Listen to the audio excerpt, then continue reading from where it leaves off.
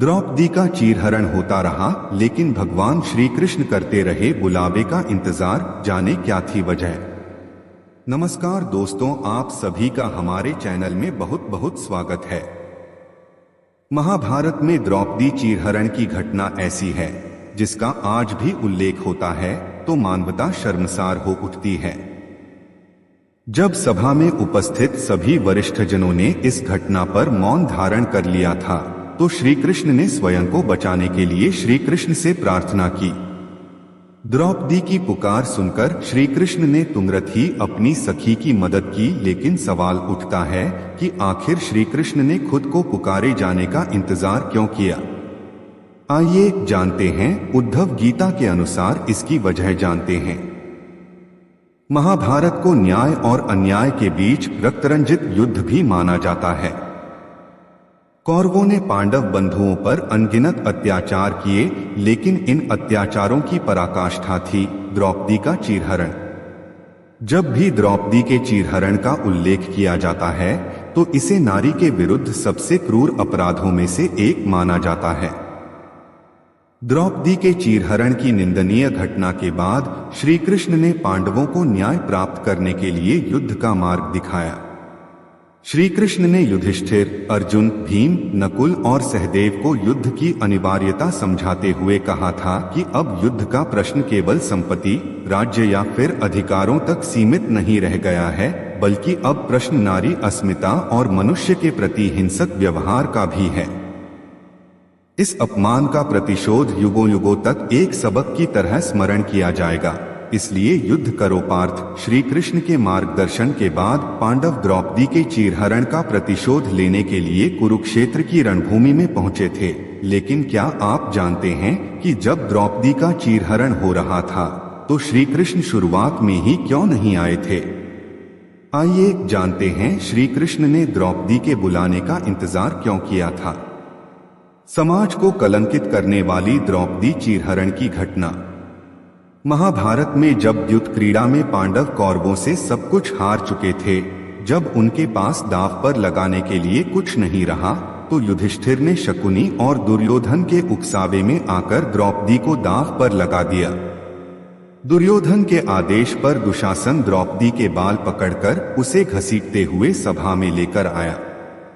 द्रौपदी का अपमान होते देखकर सभा में बैठे किसी भी वरिष्ठ जन ने इसका विरोध नहीं किया। उन्हें देखकर ऐसा लगता था मानो सभी का विवेक मरने के साथ संवेदनाएं भी मर चुकी हो। द्रौपदी ने दुशासन से खुद को छुड़ाने का बहुत प्रयास किया, लेकिन विफल रही। इस दौरान द्रौपदी बारी बारी से सभी वरिष्ठ जनों से बचाए जाने की गुहार लगा रही थी, लेकिन किसी ने उसकी सहायता नहीं की। उद्धव गीता के अनुसार श्री कृष्ण ने क्यों किया द्रौपदी के बुलाने का इंतजार। उद्धव गीता या उद्धव भागवत के अनुसार श्री कृष्ण के मित्र और चचेरे भाई उद्धव ने द्रौपदी चीरहरण के विषय में श्री कृष्ण से कई ज्वलंत प्रश्न किए हैं।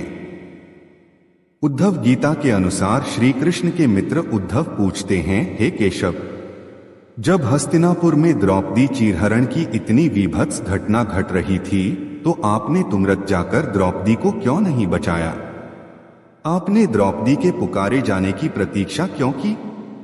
अपने मित्र उद्धव का यह सवाल सुनकर श्री कृष्ण मुस्कुरा दिए। द्रौपदी चीरहरण के समय पूरी सभा थी मौन। महाभारत में युद्ध क्रीड़ा के समय युधिष्ठिर ने द्रौपदी को दांव पर लगा दिया और दुर्योधन की ओर से मामा शकुनी ने द्रौपदी को जीत लिया।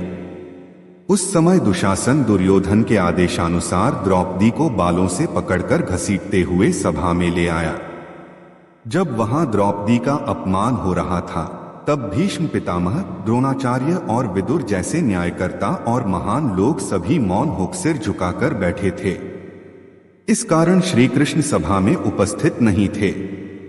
श्री कृष्ण उद्धव के सवालों पर मुस्कुराते हुए बोले, इस सृष्टि का नियम है कि विवेकवान व्यक्ति ही जीतता है, जो जीतने के लिए बुद्धि का प्रयोग करता है। दुर्योधन के पास युद्ध क्रीड़ा खेलने के लिए असीम धन था, लेकिन उसे युद्ध क्रीड़ा खेलने का विवेक नहीं था। इसलिए उसने अपने मामा शकुनी पर विश्वास करके उन्हें अपनी तरफ से युद्ध क्रीड़ा खेलने के लिए कहा। यह उसका विवेक से लिया गया निर्णय था, जबकि युधिष्ठिर सहित 5 पांडवों को यह खेल खेलना नहीं आता था, लेकिन उन्होंने विवेक का इस्तेमाल नहीं किया और मुझे अपनी तरफ से खेलने के लिए एक बार भी नहीं कहा। धर्मराज युधिष्ठिर को यह बात पता थी कि द्युत क्रीड़ा सामाजिक बुराई को बढ़ावा देने वाला खेल है, लेकिन फिर भी उन्होंने इस खेल को खेलना जारी रखा।